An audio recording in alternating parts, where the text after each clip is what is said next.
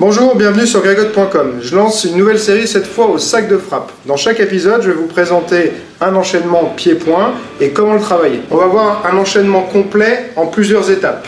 Ce qu'il faudra faire, c'est travailler 30 secondes par étape. Première chose, ça va commencer par un jab. Donc je fais mon jab, hop, je vais travailler 30 secondes mon jab.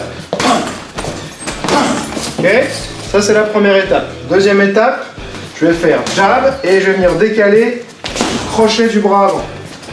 Comme j'avais déjà expliqué dans d'autres vidéos, moi le crochet j'aime bien le faire avec l'intérieur du gant, le pouce vers le haut. Je me sens mieux comme ça, mais il n'y a pas de contre-indication à le faire avec le pouce vers soi, comme ceci. C'est une question de préférence personnelle. Donc deuxième étape, 1, 2, je travaille 30 secondes, comme ceci. J'essaie de bien engager ma hanche dans mon crochet là, ok, pour bien avoir de l'impact et que ça vienne du corps et pas, c'est pas le bras qui fait le crochet, c'est le corps. Ok, donc ça c'est la deuxième étape. Troisième étape, jab, crochet de l'avant, j'ai décalé, j'ai envoyé ma jambe arrière en middle. Ok, donc je suis là, 1, 2, 1, 3. C'est pour ça que le décalage va me donner du champ pour envoyer ma jambe arrière. Je mets bien ma main en protection pendant le coup de pied, pivot du pied d'appui, 1, 2, et là je vais tourner ce pied à l'impact. Ok, ça c'est l'étape numéro 3. Étape numéro 4. 1, 2, 3, je reprends l'appui et je renvoie un cross dès que j'ai repris mon appui au sol. Ça nous donne 1, 2, 3, 4.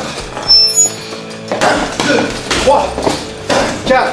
Étape numéro 5. 1, 2, 3, reprise d'appui, 4, 5, je viens chercher au corps, accroché au corps.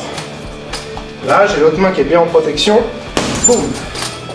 Donc on est là. 1, 2, 3, 4, 5. Sixième et dernière étape. 1, 2, 3, 4, 5. Petit décalage avec un saut. Low kick de la jambe arrière. Encore une fois. 1, 2, 3, 4, 5 et 6.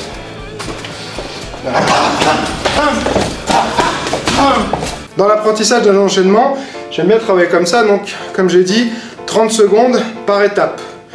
On a 6 étapes, ça va nous faire un travail donc de 180 secondes, ce qui est 3 minutes, un round de boxe. Une fois qu'on a bien l'enchaînement, on va pouvoir travailler différemment, c'est complémentaire, c'est qu'on va faire les 6 étapes les unes après les autres, pas par tranche de 30 secondes, mais enchaînées, c'est-à-dire je viens, je fais jab, après je fais jab, crochet, je me replace, jab, crochet, middle, jab, crochet, middle, cross, et la dernière, je vais travailler comme ça pendant 3 minutes par exemple, et je vais pouvoir répéter ça plusieurs fois sur plusieurs rounds. L'intérêt de ce type de travail d'enchaîner, c'est que ça permet d'avoir des options.